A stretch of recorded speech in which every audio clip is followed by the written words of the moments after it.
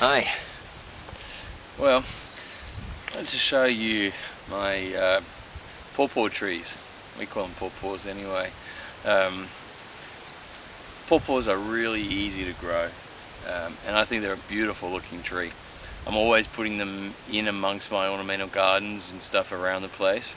They grow pretty well. They're pretty easy to grow, and they look like a nice tree, and you get great fruit off of them on that side of it.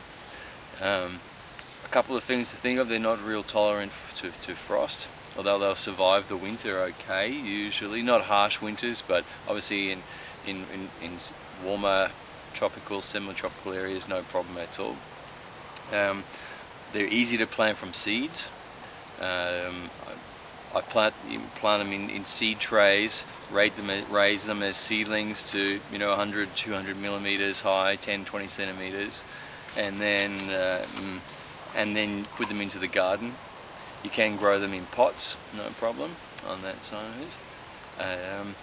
So about the hardest thing I have with growing pawpaws is trying to get the female plants to grow. For some reason I'm really successful at growing male plants, which are all those things: easy to grow, nice looking tree, but the problem is they don't produce fruit. And one of the things I wanted to show you was just how to tell the difference between male and female papaw trees. Now you need both for the pollination to happen and to be able to bear fruit on that side of it, but you don't need hundreds of male trees, obviously. So a few male trees scattered around your garden will be plenty. The bees will do the job, and they'll pollinate the female plants. Both produce flowers on the side of it, and that's the key to telling which plant is which. The best way I've found, if you want to try and grow to get female plants, is often to buy seedlings from the nursery or what have you. You seem to have a better success rate in having female plants from that. I'm not sure whether they've cloned them sometimes off female plants or what have you. Or you can simply plant a lot of seeds, put them all over the place, and you'll soon see, as soon as they start to flower, that'll tell you whether it's a male or a female plant. It's very simple. I'll jump behind the camera in a minute and give you a bit more of a close-up, but with the male trees, you have the main stalk of the tree, and then the flowers will come out, but the flowers will have a long stem, and then the flowers themselves. Okay, so long stems, lots of long stems, and then flowers. Whereas the female trees will have flowers, but very close, usually into the stalk, close to where the branches are coming off. Very small little flowers, but the same size flowers, but very small, short stems that are very close to the tree, and then the fruit will bud from there and stay close, attached to the main trunk of the tree. Once you see them, it's really easy to tell. If you've got any sort of a stem before your flower, a couple of inches or so, then it's going to be a male, unfortunately. So I'll give you a bit of a close-up and show you my pawpaws.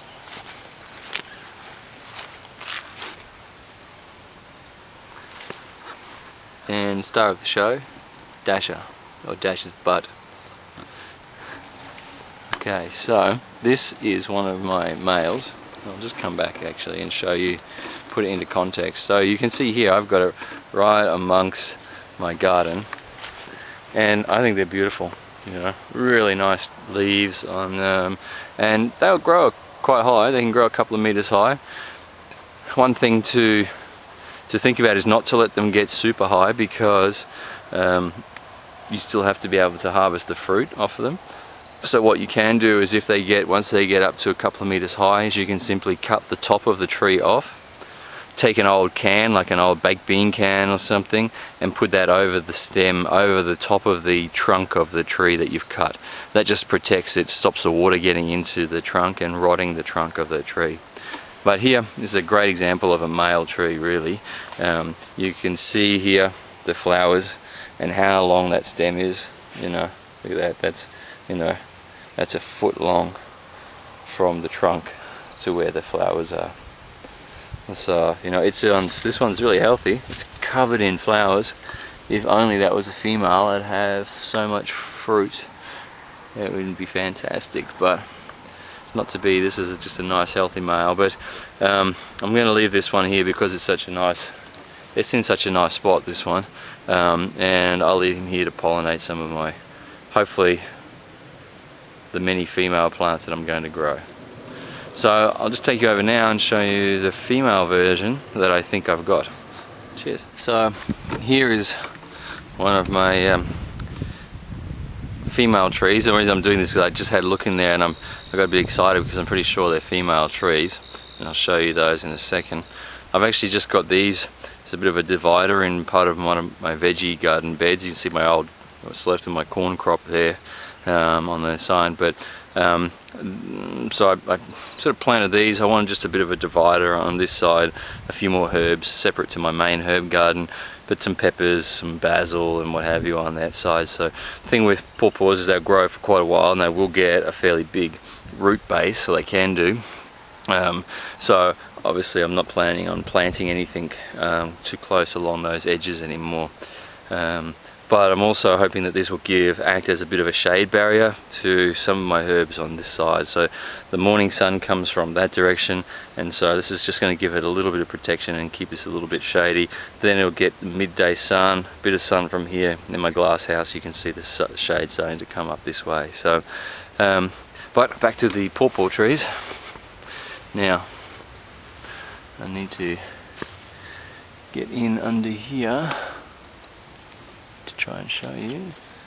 Sorry.